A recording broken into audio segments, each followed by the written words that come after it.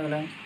Hello दोस्तों, नमस्कार। आप लोग देख रहे हैं क्वालिटी भोजपुरी चैनल पर स्वागत है। वीडियो स्टार्ट करने से पहले आप सभी से रिक्वेस्ट है कि चैनल पर नए जुड़े हैं तो चैनल को सब्सक्राइब कर लीजिए। चलिए बता दें कि आज प्रमोद प्रेम यादव जी के एक गाना रिलीज हुआ है जो कि लोकगीत है और बहुत बवाल और बहुत बेहतरीन का वीडियो सॉन्ग है, जो कि दीपक देशमुख जी का लिखा हुआ गाना है और जेपी तिवारी जी का म्यूजिक है। प्रमोद प्रेम यादव जी का गाया हुआ गाना और बहुत बवाल और बहुत बेहतरीन का है। बलमुआ बिना बाया तरस है जी।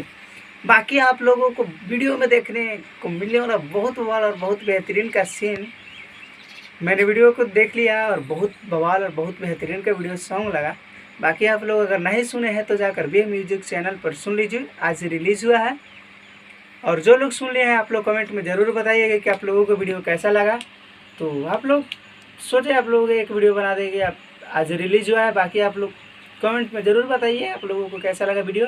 मिलते हैं एक नए वीडियो और एक नए अपडेट के साथ, तब तक के लिए जय हिंद जय भोजपुरी।